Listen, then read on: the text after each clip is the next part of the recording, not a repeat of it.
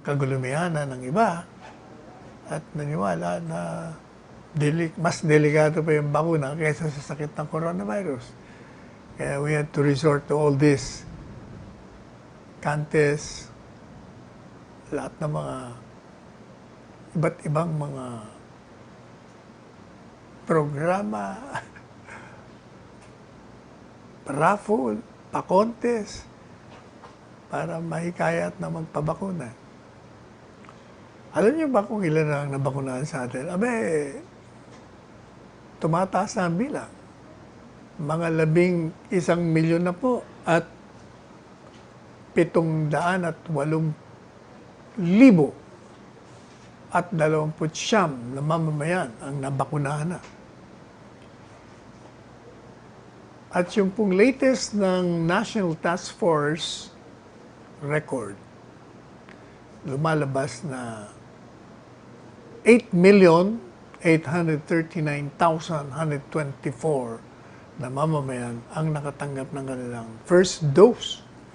Samantalang 2,868,905 naman ang nakumpleto na ang kanilang 2 doses of COVID-19 vaccines as of July 4. At sa nakalipas mong 18 linggo ng programa ng pambansang programa natin sa bakuna, nakaabot na po tayo ng mataas na bilang na 1,778,989 doses ang naiturok na. At ang average po nating bakuna sa nakaraang 7 araw nasa 254,141 doses. At 1,197,000 average number ng active reporting vaccination sites. Dumarami na talaga. Kaya itong mga kritiko natin, medyo tahimik sila rito, hindi na sila makapagsalita rito. Kasi noon sinasabi nila, hindi tayo aabot yan. Ayun lang nga, nagpo-40,000 doses tayo a week, nangangantsaw na. Wala, ganyan na lang yan. Ngayon, 254,000 na. Ang target po nila, Secretary Charlie, kung maaari, gawin natin doble. Gawin natin 500,000 para maabot natin by December yung 70% na mabakunahan ng populasyon para marating na natin yung herd immunity yung tinatawag. Kung saan, pwede na tayong makabalik sa normal. Pareho nung sa Amerika, medyo okay na sila. Although, kanina parang may nabalita naman natin, meron naman nag-uumpisa. Doon sa mga hindi pa nababakunahan lugar, masama na naman ang bilang. Samantala, yun daw pong mga hindi nabakunahan, hindi lamang inilalagay nila ang sarili nilang mga katawan sa panganib, lumalabas pa sila yung mga potential variant factories, kung baga. Kayo ang magiging factory ng mga lumalabas na coronavirus variants. Kasi nga, kung wala kayong bakuna, di kayo dadapuan ng kung ano-anong uri ng variant ng bakuna. Kaya kung marami ang hindi nababakunahan, mas lalong marami ang oportunidad para dumami ang mga virus. Kaya po ang sabi ng isang doktor na kilala, si Dr. William Schaffner. Professor po ito sa Division of Infectious Diseases at Vanderbilt University Medical Center. Sinabi niya po ito sa CNN. At nagbigay po siya ng babala na yung mga populasyon na maraming hindi nabakunahan, sila ang nagbibigay ng pagkakataon dito sa virus na hindi lamang kumalat, at sila rin nagbibigay ng pagkakataon para ito'y mabago magkaroon ng iba pang variants. Sapagkat pag ito'y nangyari, nagmi-mutate. Ibig sabihin, lumilika ito ng mga panibagong mga variants o iba-ibang forma o uri ng coronavirus. Kaya mas lalong delikado. Yung isang microbiologist and immunologist dyan sa John Hopkins Hospital na nagngangalang Andrew Picos,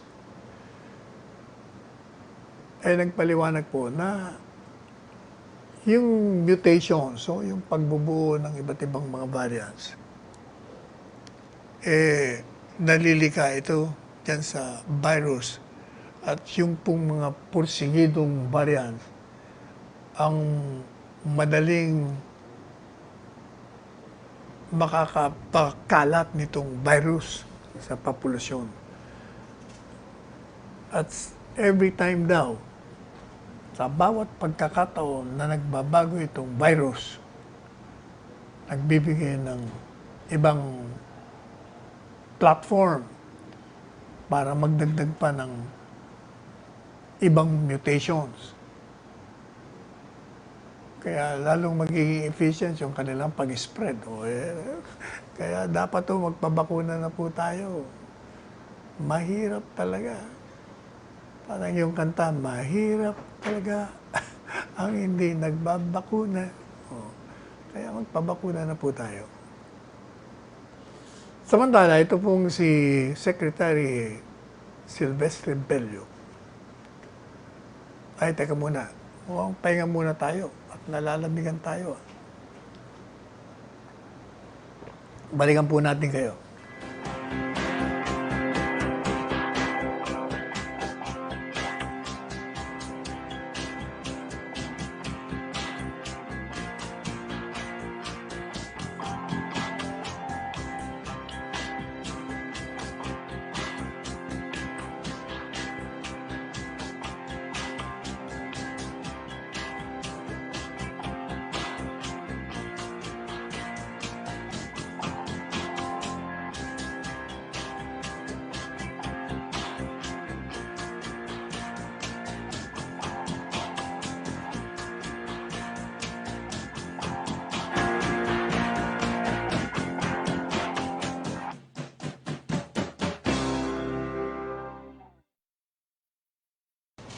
Ito na naman, dumali na naman tong rebelding ito.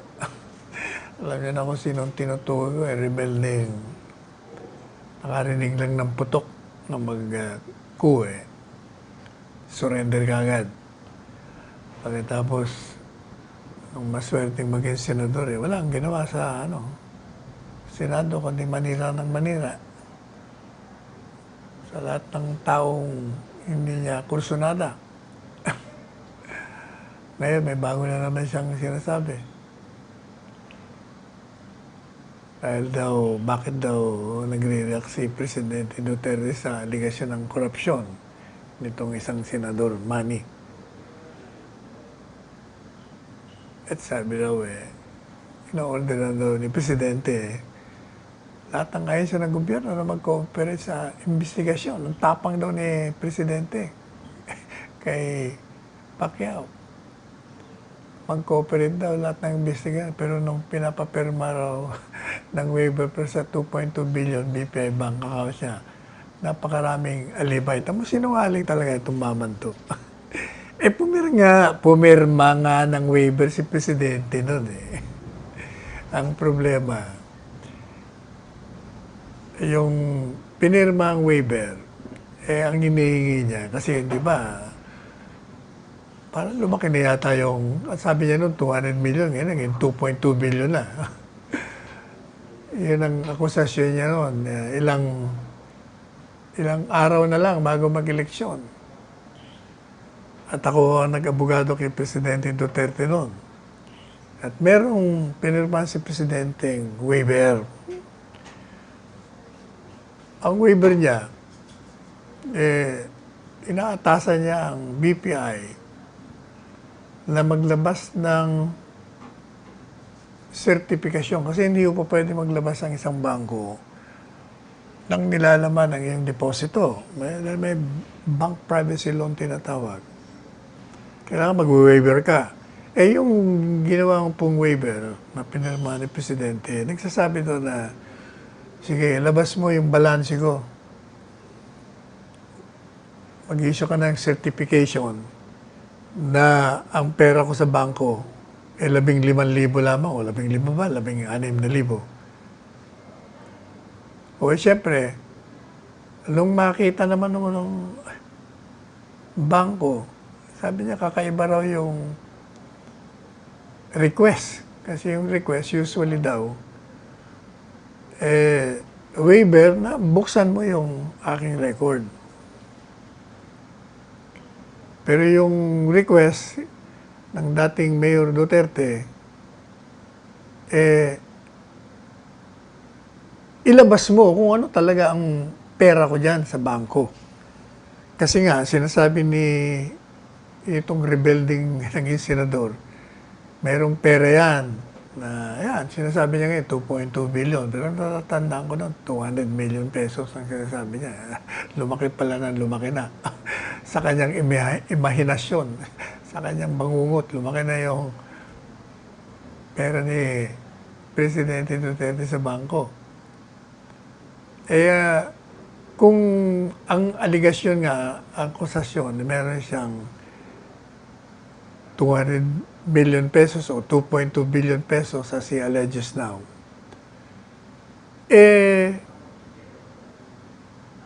the only way to dispute that, kasi sabi mo, meron kang perang ganyan ngayon. O kaya yung waiver, sige, mag-issue ka ng certification, ilabas mo yung balance ko na ganitong amount lang ang meron ako niyan, 15 o 16,000 peso lamang. Yun daw pong bangko at the time, ang paliwanag sa akin, sabi niya, Attorney Panelo, unusual yung inyong request. Yung request ng inyong kliyente. Kasi ordinarily, ang waiver bubuksan namin yung record, bibigyan namin. Pero ang request nyo i-certify na ganito lang ang amount. Di ang sagot ko naman, kako, tinignan niyo ba yung record ni Mayor Duterte niyan? Umuo naman sila. Mula ka ako nung nagbukas siya at hanggang ngayong araw nito, opo. Tinignan niyo ba kung ilan ang laman? Di ba, 16,000 lamang? Opo. Yun naman pala ako 16,000 lamang ang laman yan. O hindi mag-issue kayo ng certification. Yan ang waiver. We're waiving the privilege of revealing the amount of money we have in the bank. Sabi naman nila, unusual nga ako kasi no, but the point is, yan ang waiver ng kliyente ko. Kaya sabi nila, pwede ho bang pag-aralan namin to bago kami mag-issue ng certification? Di sige kako. Ilan ba kung gusto nyo? Ilang araw gusto nyo? Sabi niya, pag-aralan mo namin mga 2 araw. Hindi lang 2 araw. Bigyan ko kayo ng 2 linggo. Pag-aralan nyo. Opo. Madali sabi, sumulat sila sa akin. Dumating naman ngayon si senador, no? Senador na rebelde, na tirador. Pagdating niya rin, hinihingi niya ngayon yung unang-una, hinihingi niya yung waiver sa akin. Kaya busit na busit sa akin Sabi ko, anong waiver? Ba't sa akin mo hinihingi? Binigay ko na ako doon sa opisyalis sa mga bangko. Sabi niya, pengi ako ng kopya. Wala na akong kopya. Meron akong kopya rito para sa sarili ko at saka para sa media. Gusto mo, hingi mo sa media. Hingi mo doon sa mga bangko, opisyalis. Nagbunta ko siya. Sabi sa kanya naman ng opisyalis ng bangko, sorry, Senador, hindi namin may bigay. Bakit hindi? Kasi nung tinanggap namin yan, kasama na sa privilege. Dahil tinanggap na namin becomes part of the banking records of this client. At we cannot waive it. And we cannot release it dahil wala namang waiver na, ano, ang waiver dito, iba. Balik na naman sa akin. Oh, sabi niya, may waiver ka na pala. O, nasaan na yung record? Ba't sa akin mo hinihingi? Di hingi mo sa kanila. Di balik na naman ho siya doon. Inis na inis ho siya sa akin noon. Kaya natatanda nyo, nung lumabas siya sa media, galit na galit. Anyway, di pumunta ko siya sa opisya. O, nasaan na yung record? Dahil may waiver na eh. Sabi ko na opisyali sa kanya, humingi ho kami ng panahon pag-aralan namin. Ang alin? May waiver na nga. Hindi ho, pero ang hinihingi ho, certification na ganitong amount lang ang pera nila rito. Aba, hindi. Dapat ilabas yung record. Hindi ho. Kailangan ho namin pag-aralan to. Okay, wala ho siyang nakuha record. Kasi, yung bangko naman, humingi naman sa atin ng ang panahon mag-aral, pag-aralan nila. Kasi, simple lang naman ang issue, di ba? Sa ngayon sa senador na rebuilding ito, si Mayor Duterte ay may pera. Natatandaan ko talaga, 200 million lang ang sinabi niya. Ngayon, 2.2 billion na ang lumabas. Meron kang perang ganito. Paglagay na natin 2.2 billion, meron kang perang ganito. Oh, hindi ba ang certification, ang waiver naman? Oh, sige, dilabas mo yung balance ko ngayon. At that time, 16,000. O, hindi ba? Yun lang naman ang issue eh. Ano pang pag-uusapan? O, kaya, wala ko nangyari sa kanya. O, kaya, nakita ho doon at sinungaling siya. Kasi, ang talagang lumalabas, inilabas ko, kung hindi ako nagkakamali, inilabas ko yung present balance niya. Yun, lumalabas doon, 16,000 lang. ang pera na Mayor Duterte sa bangko. Meron nga ako kaming, matatawa kayo doon sa takbo ng usapan namin ni, at that time, Mayor Duterte, nung tinawagan niya akong hawakan ko ang kaso niya. Sabi niya, meron i-expose itong bugoy na senador na ito, lalabas sa Inquirer. Meron daw kung ganitong perang kalaki. Diyan daw sa bangko dyan sa Ortigas, BPI. Sabi ko naman sa kanya, teka muna, may tatanong ako. Since ako ang kinukuha mong abogado eh. Ang unang tanong ko, totoo bang may account ka dyan sa BPI? Sabi niya, oo. Pangalawang tanong, totoo ba, Mayor, na ikaw may account sa BPI Ortigas branch? Meron daw, totoo naman daw yun. At talagang nag-open ka ng account, ha? Oo, sabi niya. O anong panghuli kong tanong, totoo ba na meron kang 200 milyon?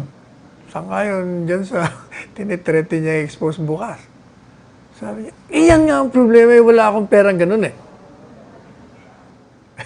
Sabi ko naman, bakit wala kang perang ganun? Kailangan natin ng pera mo para mangampanya ka, para manalo kang presidente. O yun ang naging takbo ng usapan namin ni Mayor Duterte. No? Pambira ka naman ka. Akala ko pa naman may 200 million ka, meron tayong pangampanya mo. Kano ka kung pera mo? Sabi niya, palagay ko mga 16,000. Ay, tinamaan naman ang magaling. Bakit naman ganyan ang pera mo lang sa bangko? Sabi nitong kalaban mo, 200 million daw. Ayun. Yun ang istorya. That's the inside story. Kaya ano ba sasabihin nito napakaraming alibay. Hindi talaga nag-waiver. Tingnan nyo sa bangko. May waiver kami doon. Kapirma. Alam nyo itong si rebelding senador. Wala ako talaga ito. Alam niyo, tinanong ako, kahapon yata ako tinanong, noong isang araw. Anong masasabi mo sa pagbabanta na naman ni Senador So-and-so? Meron daw siyang malaking expose na naman.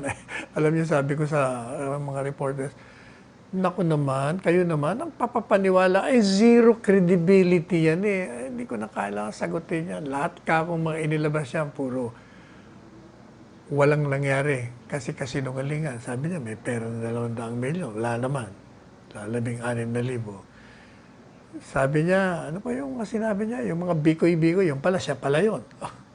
Kaya purong likang isip niya lang yun. Tapos, nagdemanda pa siya dyan sa, may ginamit na siyang, kung sino yung ginamit niya. Ano pa bang ginamit niya? Ginamit niya sa ICC, wala rin po nangyari. Talaga. Kaya ito si Senador Bongo. Nabanatan siya. Sabi niya, alam mo yung yan, senador na yan. Ayoko naman banggitin yung pangalan kasi tuwan-tuwa siya pag binabanggit ang pangalan niya.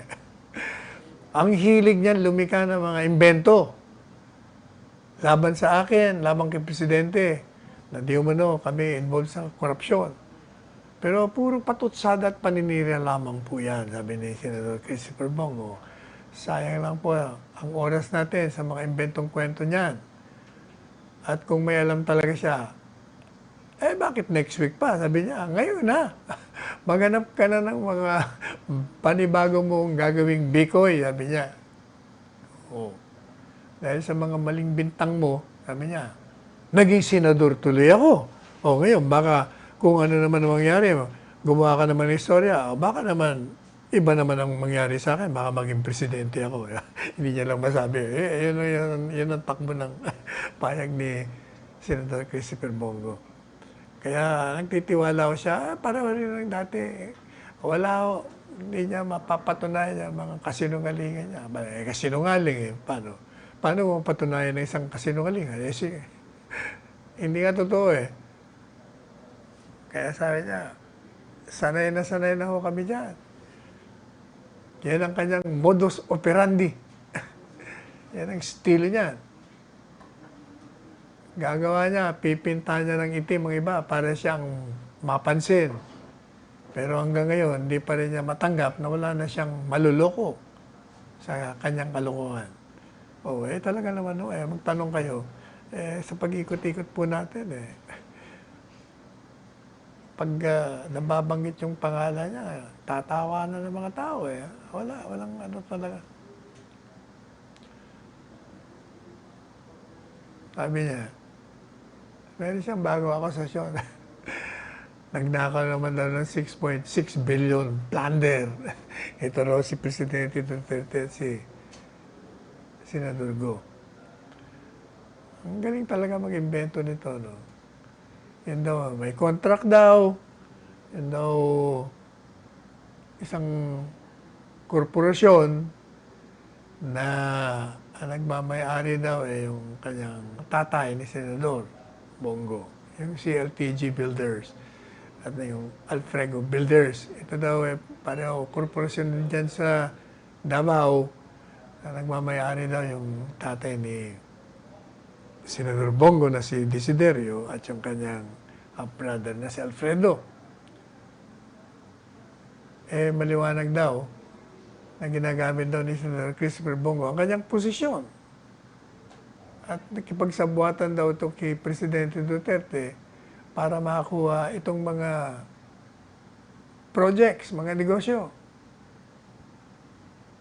Kaya daw pala sinabi ni Presidente Duterte na bilyonaryo si Bongo minsan sa isang press briefing. Alam nyo, gaya nga ng sinasabi ni Senador Christopher Bongo, yung sinasabi mo mga proyektong yan, merong mga bidding yan. Public bidding at sumali sa public bidding.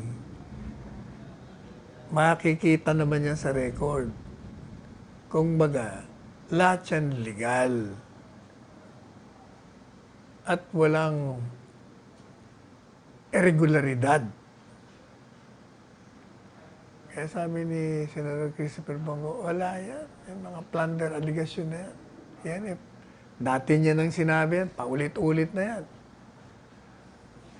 Hindi ba, nagkaroon na ng Senate hearing yan. Kaya sabi niya, panis na yung isyong ni dating senador. Wala na bang bago? Nakakantsawan ka tuloy. Puro kasinungalingan, pinapakain mo sa taong bayan. Sa halip na tumulong ka, nilalason mo ang isipan nila para sa yung sariling interes. Gusto kong tumakbong presidente. Ang kapal nga ng apong nito, ang galing. Hanga din naman ako sa kalokohan nito. Yung mga transaksyon na binabanggit niya, dumaan lahat yan sa public bidding. Merong mga prosedimento dyan bago ka manalo sa public bidding. Ang dapat, ang tanong, sabi ni Senator Christopher Bongo, na agree tayo, ang tanong, nakinabang ba ako dyan? Nakialam ba ako dyan? Nag-impluensya ba ako? Wala. Sabi niya, buti pa yung ibang tao nakakahingi ng tulong sa akin. Pero ang pamilya ko hindi makalapit sa akin. Lalo na yung half-brother ko na yan. Bakit hindi makalapit? Kasi nga, alam nila na pag lumapit ka, pareho rin ni Presidente Duterte, pag lumapit yung kamag-anak at hihingi ng tulong sa anumang mga transaksyon sa gobyerno, nako, hindi mo maasahan yan. Pareho din o yan. Merong nagkwento sa atin na ginagamit ang pangalan ni Senador Christopher Bongo at ni Presidente Duterte. Meron yatang kaso sa Korte Suprema na may inihabla yung isang opisyal sa isang opisyal din. Pagkatapos, hindi raw ma-resolve ang kaso, itong kwento dun sa nagabla. Kasi daw, kailangan mo nang humingi ng endorsement o permiso kay Presidente Duterte o kay Senator Christopher Bongo. Parang pinalalabas doon sa nagparating sa kanya na nakikialam si Presidente at si Senator Christopher Bongo sa mga kaso. Naku, yan nga ang ayaw nga nila Hindi nga sila nakikialam, ayaw makialam. Kita nyo, sinasabi ni Presidente, mga transaksyon kontrata, hindi nakakarating sa mesa ko yan, hanggang dyan lang yan sa cabinet level, mga opisyal.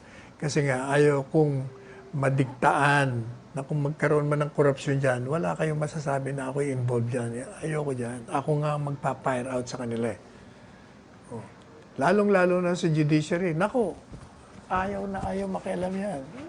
Kung may kaso ka, kung ano yung ebidensya, yun na yun. Kaya nga minsan may humingi sa akin ng tulong. Sir, tulungan niyo naman ako sa kaso ko. Bakit? Kasi mga delikado naman yata ako. Bakit naman delikado ka? Kasi malakas daw yung piskal.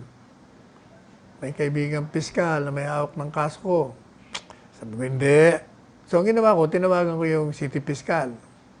Sabi ko, may nagpunta rito na may kaso, ganito, ganyan. Dahil ganito, ganyan. Sabi naman ng piskal, sir, anong gusto niyong gawin ko? Ano pang gagawin mo? Kung ano ang batas, yun ang gawin mo. Ang gusto lang siguro mo dun sa tumawag sa akin, nagpunta sa opisina, kailangan daw fair and laban. Huwag naman daw gamitin sa palakasan. Hindi sir. Hindi ba sabi niyo, turo niyo sa amin nung kaming estudyante niyo, kung ano yung batas. Yun na. Good. Mabuti naman. At natatandaan mo pa. Yun. Kaya, kung ano yung batas. Kung talo ka, talo ka. Hindi mag-appeal ka kung gusto mo. Ganun talaga. Pero ito ang tanda niyo, ang presidente, o si Senator Christopher Bongo, pati ang inyong lingkod, ayaw kami makialam dyan sa mga kaso sa loob ng juridikatura kasi ang aming training bilang abogado, kung ano yung batas, sundin na lang natin. Kung meron kang akusasyon, probahan mo. Maglabas ka ng supporting documents. Pag hindi mo masuportan, i-dismiss yan. Sigurado yan. Saka alam niyo yung mga sinasabing mga palakasan. Kahit na mabili mo yung isang judge sa baba, mag-a-appeal ka, may court of appeals, marami sila ron. Bibilihin mo lahat. Pagdating may Korte Suprema pa, malabo yan. Kung maayos niya sa baba, pagdating sa taas, dismiss. O yan. O anyway, meron naman tayong, natatandaan nyo, hindi ba? Tayo naglunsad nitong Duterte. Sara Duterte for President. Digong for Vice President. Di ba sabi natin sa inyo, yun ang naisip ko na magandang kombinasyon. Siyempre, di ba si Presidente naman, ayaw talagang maging Presidente ito. Gusto nito, pahinga na. Pero hinihingi ko ng pagkakataon sa mga pag-usap natin sa mga LGUs, mga ordinaryong mamamayan, mararalita, lalo na, mahihirap. Talagang gusto kung hindi si Sara Duterte ang kandidato presidente, ito naman si Senador Christopher Bongo ang presidente. Pero, ang gusto nila maging vice president sa 2022, halalan, si Presidente Duterte.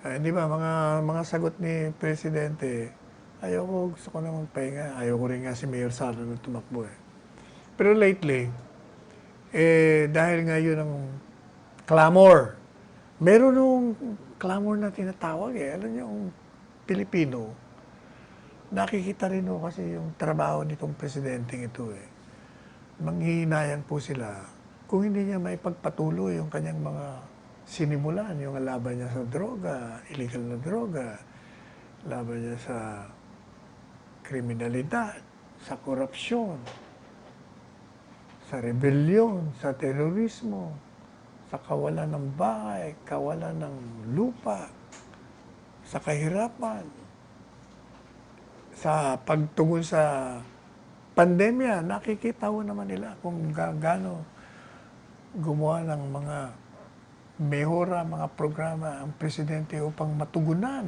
ang lahat ng problema ng mga kababayan natin. Kaya po nanghihinayang sila na ang Pangulong Duterte ay magretiro na lamang pag siya'y bababa na sa Pangulungan. Gusto niya talaga na magpahinga na. Pero ayaw ho ng mga kababayan natin. Malakas pa naman ho siya. Wala naman siyang life-threatening disease. Yung dati niyang sakit, sakit naman ng kagaya niyang may edad. Nakikita naman natin. Mas madalas ang hitsura niya, palaging maaliwala sa mukha, malakas. Malakas ang presidente pa. Kaya pwedeng-pwede pang ipagpatuloy niya ang kanyang panunungkulan ng matapat.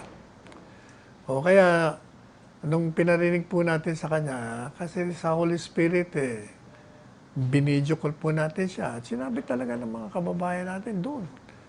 Siya ang gustong maging Vice Presidente. Kasi sabi ni Presidente, sa bagay hindi naman masamang ideya yan na maging Vice Presidente ako. Pwede rin naman na marami pa akong gustong ipagpatuloy na mga nasimulan kong programa. Kaya yung latest sa kanya, sabi niya, kung i-consider niyo kung kandidato Vice Presidente, di naguluminahan na naman yung mga iba. Kaya marami naman, hindi po pwede yan, bakit yan tatakbo? Yan ay labag sa saligang batas. Immoral yan. Bakit sila tatakbo mga ba?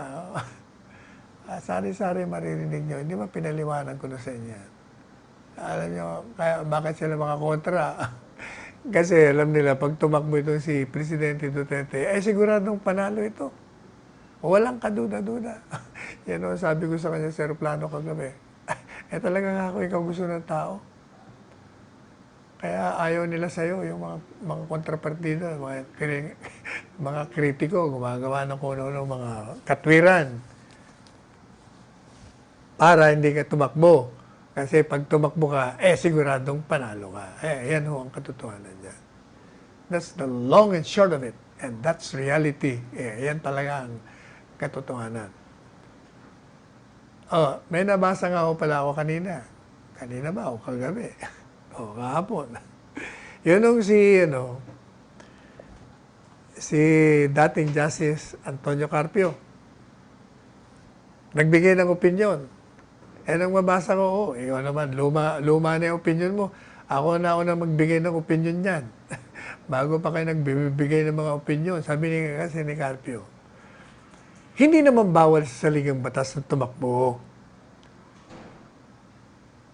Hindi naman pinagbabawal yun. Natatandaan nyo yung mga argumento ko rito.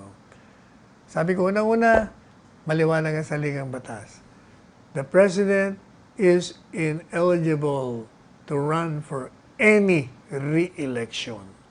Sabi ko sa inyo, ang tinutukoy doon na bawal yung tumakbo ka na mag-re-elect ka, tumakbo ka ulit bilang presidente.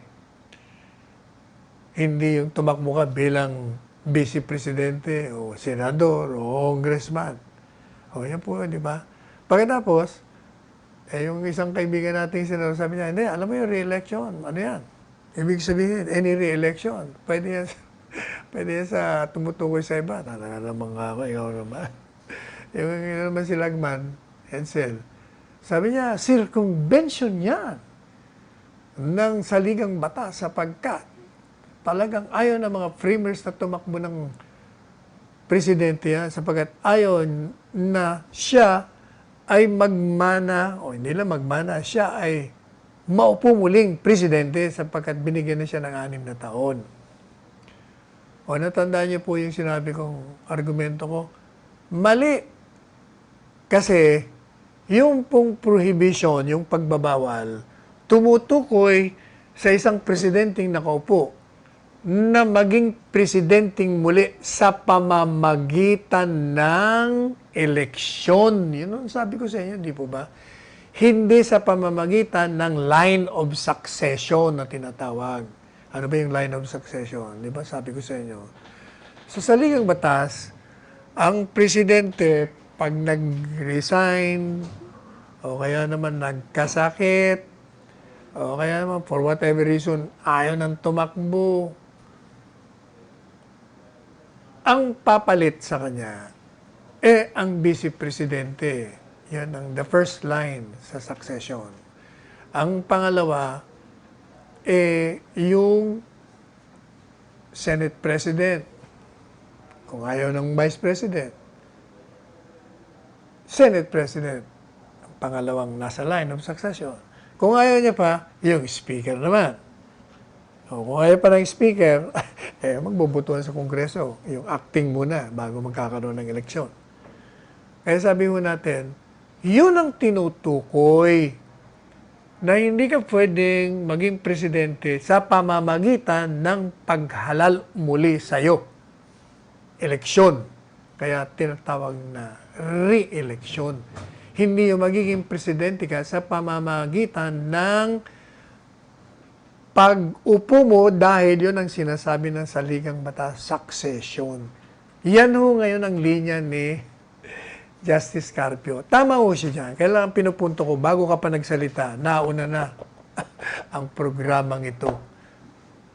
Kinontra na natin lahat ng mga sinasabi niyo. Pero mabuti naman at hindi nakakalimutan ni ex-Justice Antonio Carpio yung napag-aralan niya sa UP College of Law. Kumbaga, hindi siya nadala ng, ng inis niya o buwisit niya kay Presidente. Naging tapat pa rin siya doon sa probisyon ng saligang batas. Okay ka dyan, Tony. I commend you for that. Pero, baka mukhang nagaya mo lang yata narinig mo lang yata sa akin yun. Kantsaw lang yung biro. Pero talaga namang nauna ko tayo. Recorded do yun. Wala pa akong nagsabi niyan. Maliban sa akin. Nung ako'y magbigay ng legal opinion. Anyway, sabi ni Presidente, alam mo, ako'y tatakbong vice-presidente kasi pag hindi ko sinabing tatakbo kong vice-presidente, itong mga kalaban natin kinakalat na ako'y, ang tawag dito, na lame duck ako. Ano, lame duck? Hindi. Kaya political posturing yan. Malilito na naman sila. Ano mo talaga? Tatakbo ba? Hindi. Ito naman si Senador ng Cavite. Nalilito raw siya kay Presidente. Kasi daw, pagtatakbo rin siya ng Vice Presidente, para daw manatili yung equilibrium, yung kapayapaan. Hindi raw niya maintindihan. Ay, nako. Senador ng Caviting kaibigan. Ay, nako. Pakinggan mo maigi. You should read his lips and read his body language. Alam niyo si Presidente, gaya na sinasabi niya pala, papa sa Diyos ko na lang yan. Kung anong inihingi ng sambayanang Pilipino, na hindi ba may kasabihan, ang tinig ng bayan ay tinig ng Diyos. The voice of the people is the voice of God. Kaya sinasabi ni Presidente, hayaan ko na yung dakilang lumikha niyan, yung Diyos. Yun ang ibig niya sabihin. Hayaan niya ang Diyos at naman yung tinig ng Diyos ay nanggagaling sa tinig naman ng taong bayan. At kung ang taong bayan gusto siyang patakbuhin at siyang mananalo, edi yun na ang kagustuhan. Ang problema nga daw nila ayaw nilang mag-tandem. Ayaw ni Mayor Saya, ayaw niya makipag-tandem sa ama. Yung ama naman ayaw mag-tandem sa anak. Wala rin problema yan. Hindi umanap kayo ng iba ninyong mga katandem. Kasi kahit na sinong katandem nyo, pagdating ng halalan, maniwala ko kayo. Itaga nyo sa bato. Pag yung dalawang yan, si Mayor Sara, tumakbong presidente, at si Presidente Duterte, tumakbong Vice President, iba ang kanilang mga running mates. Maniwala kayo, pagdating ng halalan, silang dalawa ang lulutang, silang dalawa panalo. Kaya tandem pa rin ang labas nila. Kaya it will still be a Duterte tandem. Pero inabot na ho tayo ng oras. Huwag na nating intindihin yung isang senador na nakakulong. Kung ano pinagsasabi. Na hindi raw makakatakas sa tungkulin sa accountability, sa liability, sa mga krimen daw na ginawa niya. Si Presidente, kung tumakbong Vice President, ikaw talaga senadora, mag-aaral ka na ng kaso mo. Malayo na naman, malayo ang tingin. Anyway, pansamantala po, magpapaalam tayo. At nagpapaalala po ang inyong lingkod, magsuot po kayo ng inyong face mask at ng inyong face shield sa tuwi-tuwi na.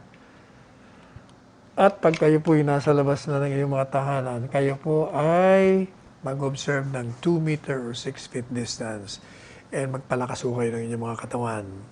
At huwag niyo pong kalimutan, pag nagising sa umaga, at buhay pa kayo, humihingi pa kayo, huwag niyo pong kalilimutan, no? Magpasalamat po tayo sa dakilang ng Diyos sa pagbibigay ng buhay sa atin, sa pagdudugtong ng buhay natin, sa pagkakay sa atin sa tamang landas.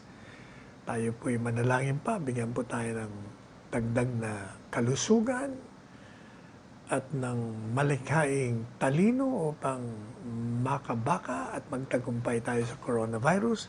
Manalangin din po tayo sa patuloy na kalusugan ng ating presidente at ng kanyang pamilya upang manatili ang kanyang pagsisilbi ng matapat at malasakit sa sambayan ng Pilipino. At pagdasal na rin natin ang ating mga sarili at lahat ng sangkatauhan dito sa mundong ibabaw. Ako po ang inyong lingkod, Salvador Panelo, hanggang bukas na muli, alas 2 hanggang alas 3 ng hapon, magsasabi sa inyong lahat, let us tread the path of roses and let us go beyond the path of thorns. Magmahalan tayo, and I love you all. Attorney Panelo, Senator Panelo, o Attorney, Secretary Panelo pala, my favorite candidate for Senator. Tatakbo ka ba? Sabihin mo na at, para malaman ng mga tao. Mukha at tatakbo ka. Yung Pangulo, siguro lalakad na lang tayo papunta sa Senado para hindi tayo madapa. Lakad na lang, huwag takbo. Alam mo, Sal, maraming tao na hindi nakakaintindi sa iyo. Pero pag nalaman nila gaano ka stricto. Very strict sa disiplinado ka sa trabaho mo. At kung alam lang nila ang paano umaandar yung utak mo, bibilib ang Pilipino. Ako, bilib ako sa iyo. Bilib ako sa utak mo at I said I appreciate your itong ano mo, yung pagka-stricto mo sa trabaho.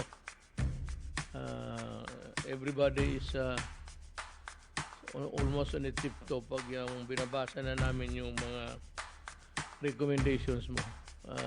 You are the presidential advisor, legal advisor of the president. At marami kang naibigay na mga opinion na nagamit ko. At sa awa ng Diyos, puro totoo. Sabi ko nga, hindi naman iniinumasa natin dito na pag magmukha tayong, or at least there is no, hindi magsuspetsa ang Pilipino na kasabwat tayo sa lilangan ng mga taong Pilipino. It's your turn to talk. Buti siguro magtagalog ka na lang. Mahusay ka, Bicolano ka eh. At saka Ilocano po ako, Presidente. Bicolano Ang ka. tatay ko ay La Union, ang nanay ko ay Bicolano. Whichever. Marami pong salamat for the kind words, Mr. President, and for your endorsement.